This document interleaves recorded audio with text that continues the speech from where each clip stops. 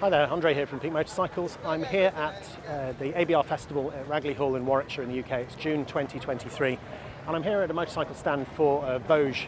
So over my shoulder you can see these bikes lined up, and this is the Voge 300 Rally. Now I think this is the closest competitor for the Honda CRF300 Rally. I've seen it at EICMA both in 2022 and 2021 and I thought they looked great. Never had a chance to ride one before, but here I can ride one and I can ride one on a trail.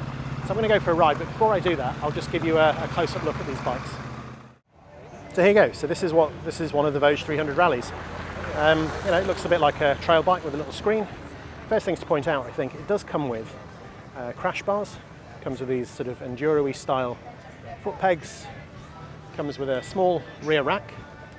Coming up over the top, it also has a USB socket on the dash. So these are all things that you have to add separately to the CRF. And the bike itself, it's slightly lighter. I think it's like 10 or 15 kilos lighter than the CRF300 Rally, but just if you look from the back, it's got ABS, it's got that rear disc, it's a little swing arm, there's no protector over the rear master cylinder, but I'm sure that can be added. It does have pillion pegs, which is nice. Coming around looking at the front, it's a single disc on the left hand side. It's got these upside down forks, which aren't huge, but I'm guessing they may be a 42mm, something like that. Coming around the front, it's got this twin headlamp with tungsten bulbs. I'm not sure what the indicators are. They've got sort of white lenses. I'm guessing they might be LED, but who knows. Little screen up in there. Comes with hand guards as well. I think they're plastic. Oh no, you know what? I think that might be on a metal mount in there. So they're a little bit more robust, certainly than the ones that are on my CRF300. Let's give you a quick look up. This side, it's a 6-speed gearbox, chain drive. And yeah, that is kind of it. I'll give you a quick look up at the top of the bike. Quite a simple dash, and you'll see what that looks like when I go for the test ride on that little screen. So yeah, I think they're just a really, really tidy bike. Genuinely curious to know how they ride, because they are significantly cheaper than Honda CRF300 Rally. I think the CRF300 Rallies are the best part of £6,800 now. I'm sure someone will correct me if I'm wrong. And these are £3,800, so it's £3,000 less. It's just over half the price. And yeah, I think they look great. So there's two colourways here at the moment. There's the white and the blue, which is here. And then there's that sort of silver and black behind. There is a sort of a grey and yellow, which they don't have here yet. But yeah, I think that was my favourite from EICMA, so I'll be interested to see what the final versions of that look like. Right then, I think it's time to go for a ride. So here we go. So this is a bike I've wanted to ride for quite a long time. This is the Voge 300 Rally, which I think is sort of direct competitor to my CRF300. Give you a quick look at the dash. It's got sort of white on black LCD. Looks quite nice actually. If I'm honest, I think that looks a bit better than the CRF one. But hey, let's see how it rides. So here we go, it's starting up. These guys go ahead of me. I'm sure I'll catch them up. And out we go. The first thought is, the bike feels really light. I think it is slightly lighter than my CRF. I don't have any bar risers or anything on it. So it also feels a little bit more compact compared to my CRF. But actually, you know what, this first gear feels really low, which is, I'm sure, fine, and again, it's the same on the CRF. I think that's a natural competitor for it, so it sort of makes sense they will try and mirror that as much as possible out of the brake. So this is at the ABR Festival at Ragley Hall in Warwickshire in 2023. Fabulous weather so far. A bit of overnight rain the other night, which damped it down a little bit, but I think today is going to be quite dusty. So we're going to take these for a bit of a trail ride, I think. So I'll try and show you a few bits of that, and I'll try and give you a few comparisons back to my CRF if I can. I think one key thing to bear in mind is that the CRF300 Rally is still quite hard to find. I mean, you can't just walk into a dealer and order one and have one there and then. I think you can with these. They've only just come to the UK. I mean, I've seen them at EICMA for the last couple of years on the Voge stand, but it is great to see them finally coming here because it's been a very quiet dual sport market. And I think these are £3,800. Which is not a lot of money for a motorbike, not in the UK at least. And while it may not have the reputation or the reliability of the Honda, they need to be good enough when they're that much cheaper. I mean, it's nearly £3,000 less than a CRF300 Rally, which, you know, on a bike that's £6,800 is a lot. So yeah, I'm curious to see what this is like on the trails. Hitting on a manufacturer's trail now, so see what it's like on this gravel road. Pretty dusty through here. That's the Bridgestone Adventure Trail over to my left. So my first thought is that actually this stock suspension, I mean, it's not amazing, but I would say it's better than the stock suspension on the CRF300, which isn't any major achievement because it's pretty terrible on the CRF300, but you also got to bear in mind that this is nearly half the price, or it's certainly 60% of the price, and it certainly goes right. That's all the way in third. It's got a quite a nice little tone from the exhaust as I'm riding along here. It is a little bit buzzy, but it's a little single, so it's not particularly refined, but it's alright. A few little bumps here. Okay, so I can definitely do some bar risers, and actually I'm feeling the stock suspension going over that, so I do feel like when I'm on here that I'm a little bit too crouched, but that's nothing that can be fixed with bar risers. And again, I had to do the same thing on my CRF. It's pretty dusty today though. Let's see, coming over here, not a lot.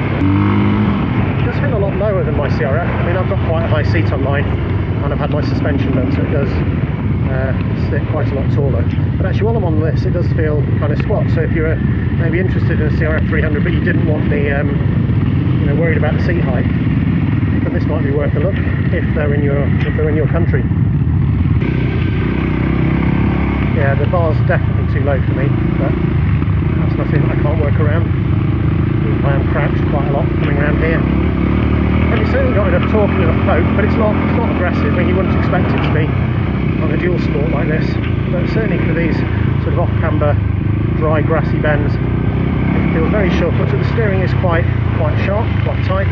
It's got quite a steep angle around there. More beams coming up. Bit of a hill coming up through here. That's quite a nice downshift. That's through here. Oh yeah, that was easy. I think that's probably second gear is my guess. Yeah, that was second. But easy enough, and actually first is so low that for a lot of this stuff that's fairly tame, second is easily enough to keep you going. Let's see what the brakes are like.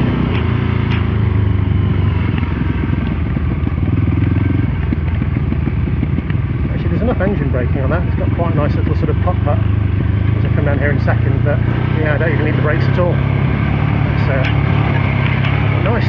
Suspension's bouncy, could do with a little bit more damping, but again, for a bike for £3,800, I think it's actually pretty good. So, as you can tell, I'm actually quite liking this bike. I mean, the ergonomics, as it comes, aren't great for me, because I'm 6'1", it's about 1m85, I think, and I do feel like I'm stooping quite a lot. Maybe I should pay more attention on riding rather than talking, so I don't lose the guys ahead of me. Well, other than that, everything else about it actually seems pretty solid. The gear lever's a little bit high for me when I'm standing, but not possible. And yeah, this is all rather good fun. If you've never been to the ABR Festival here in the UK, I can definitely recommend it, because you get to ride bikes like this on lovely tyres on trails that you probably can't access if you take one of these out from a dealer for a test ride.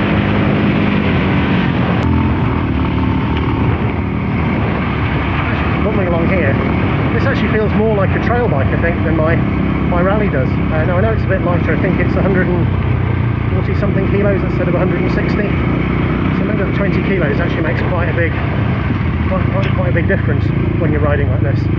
But yeah, I am quite enjoying this. There's a few sort of ups and downs we have coming through here. A few bumps.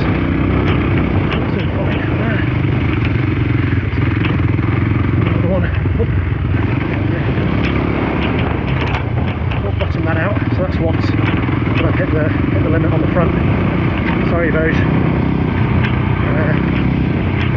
But yeah, I've done exactly the same on my CRF300, so I know that I keep talking about that as the comparison point, but that's the bike that I've probably ridden the most that's like this. So unfortunately, that's the comparison you're going to get from me. And if you watch some of my other content on the channel, quite a lot of it's been around that bike. Now, over some of these little molehills on this trail, I am feeling that suspension, or lack thereof, a little bit more. It's probably a bit undersprung.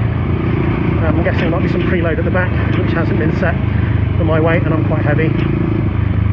Like I said, it's the same on my CRF300 when it was on the stock suspension, but so far everything else has been pretty good. It's certainly very easy to ride, not going particularly quickly. I'm guessing 20-30 miles an hour, something like that. It is a 30 limit through here.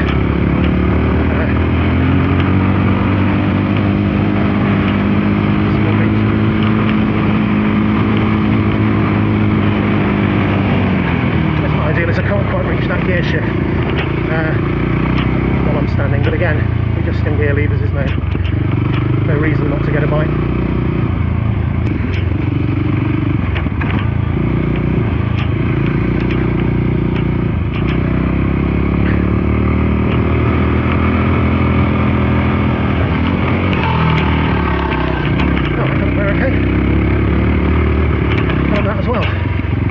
Expert only, and as you can tell I'm very much not, but that was easy on this bike. And we're back on the main road into the Rally estate. That gear shift is actually just super smooth, just clicking up from second into third there. Yeah, it was really nice. So as you can tell, actually I'm really quite taken with this bike. I am really impressed. I mean, I've seen this bike a couple of times at EICMA, and each time I was sort of hoping they would bring it to the UK, and they have been, well, maybe not dragging their feet, but I think they felt there wasn't really a market for it. But seeing how many bikes they have here, and the fact that pretty much all the test rides are booked out, and Honda don't even have a CRF300 Rally, makes me think that actually this bike is going to be a really big hit. So well done you Voge, this is pretty awesome. But what I think I'm going to do is I'm going to go back, I'll shut these cameras off, I'm going to do a walk around the bike, and then maybe I will stick that in at the beginning of the video, and then I'll give you my final thoughts, and then I think I'm done. So yeah, this has been a really fun ride on the Voge 300 Rally, and I'm delighted I got to take it out on some trails in its completely stock form, just to see really what it's made of. And it hasn't missed a beat. I've not missed a gear. Okay, the lever could be in a different position, the bars could be higher, but overall I am really impressed with this bike. So that's it, I'm all done. As you can tell, I am beaming. I absolutely love that. I mean, yeah, okay, it's not sort of super fancy enduro bike, but it's a really nice trail bike. To think it comes like that for £3,800 out of the box is just exceptional. I think a lot of people are going to pick these over Hondas. I mean, okay, they probably don't have the Honda name, they probably don't have the reliability track record yet, at least. Voge, I think they're designed in Germany, and I think the bikes themselves are made in China, like so many of them are these days. But yeah, I think that is a really nice bike, and for £3,800 for a dual sport in the UK, I don't think there's anything else that comes close to that. I mean, like literally nothing. Even a CRF300L is the wrong side of £5 compared to these, so it's a fraction of the cost. So yeah, I don't need any more bikes. I've got more than enough, but I am really tempted. And I didn't think I would be. I thought I'd ride it, and I thought, you know what, it's just going to be like a cheap version of my CRF300 Rally. But I've done nearly everything to that bike, and I'm running out of content for it. If I didn't have 2 new bikes coming, I think I would have ordered one of these right here and now. It's that good. Right then, tough choices ahead. Anyway, I hope this has been interesting and useful. If it has, maybe I'll see you next time, and thank you for watching.